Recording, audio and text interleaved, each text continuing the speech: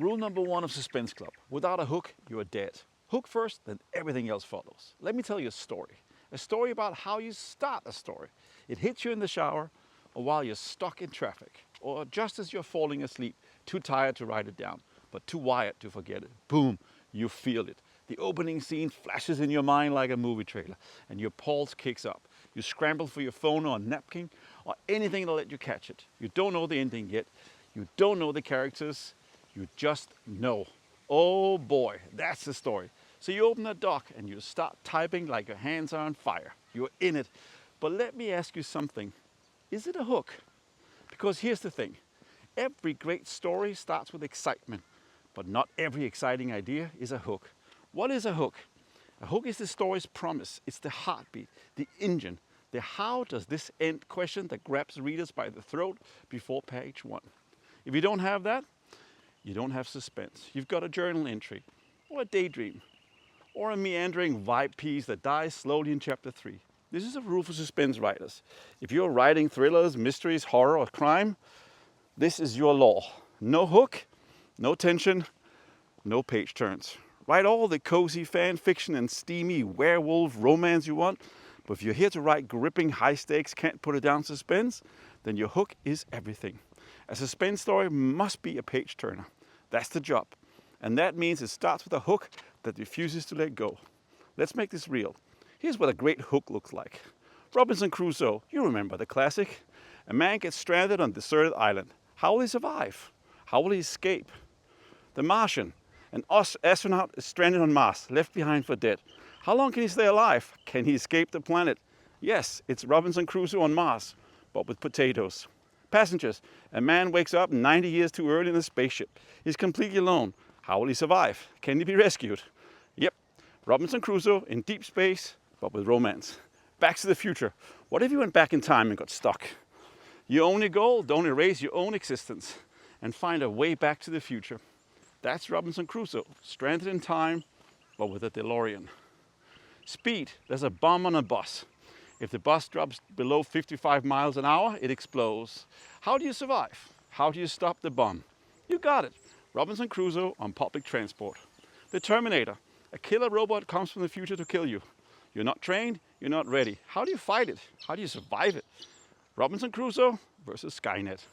Every one of those stories is asking you the same thing. A person is put in an impossible situation. How the hell do they survive it? That's not a theme. That's not character development. That's a hook. And the moment someone hears it, they lean in. They want to know more. They have to know how it ends. Here's my hook, how I came up from the story from Escape from Somalia. I love the film The Martian. I've probably seen it 8 times, and I read the book twice. I was obsessed not just with the story, but with the hook. The hook is so strong. A man is stranded on Mars. He's alone. No one's coming. How does he survive? How does he get home? That's it. That's the kind of hook that grabs you by the collar and doesn't let go. So I ask myself, how do I come up with something like that? Someone stranded, Robinson Crusoe style, alone, in danger, no help, no way out. But I knew space was out. I don't know enough about science or planetary physics. So it had to be Earth, our world, today. And for almost 2 years, that question haunted me. Where could someone be stranded in the modern world and the danger would feel real? And then one day, lightning struck. I was on the beach with my daughter. We'd been in the water for an hour. Yeah, I was exhausted, and I tagged in my wife and collapsed onto the towel. I checked my phone and saw a message from my brother. He had just left Istanbul, Turkey, and was on a flight to the Maldives. Yes, my brother is annoyingly lucky, but that's another story. As a total airplane nerd, I pulled out my flight tracker app and, yep, I'm that guy. And I noticed the plane was flying a weird route through the Persian Gulf and the Gulf of Oman. At the time, the Houthis were attacking ships out of Yemen, so I asked myself, why did the plane have to crash land? What would be the worst possible place for my brother to crash? And I zoomed out, and then it hit me. Somalia. No functioning government, no police, no schools, no rescue infrastructure. A country torn apart by a war. Warlords, Al-Shabaab, and decades of outside interference. Not because Somalia is evil, but because of greed, corruption, and colonization. But that's a completely different story. Still, I kept thinking, what if my brother's plane crashed in Somalia? Who would rescue him? And then the question got bigger. What if Air Force One crash landed in Somalia? What if the President of the United States was stranded in the most lawless region on Earth? What if he had no backup?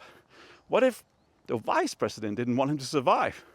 And that's how I got my hook. The president of the United States crash lands in Somalia. He's alone, no backup, warlords and Al-Shabaab are hunting him, and the vice president may have planted the bomb. How does he make it home? Before the traitor back in DC locks him out for good. That's my promise to the reader. If I do my job right, they'll chase that question through every chapter. If your hook isn't crystal clear, nothing else matters. No one cares how cool your character is, and no one cares how lush your world building is. Not if they don't know why they're supposed to care. So here's a job. As a writer, you need to get the hook. Everything else can wait. This is rule number 1 of Suspense Club. The next rule is about building the structure before you start writing, so your story doesn't collapse halfway through. Subscribe so you can follow the journey. I will have 10 rules posted here. And if you want the full free course, the behind-the-scenes step-by-step version, I'll only make it if 1,000 people sign up. Go to suspenseclub.com/10 rules. It's free now. See you on the other side. Thank you.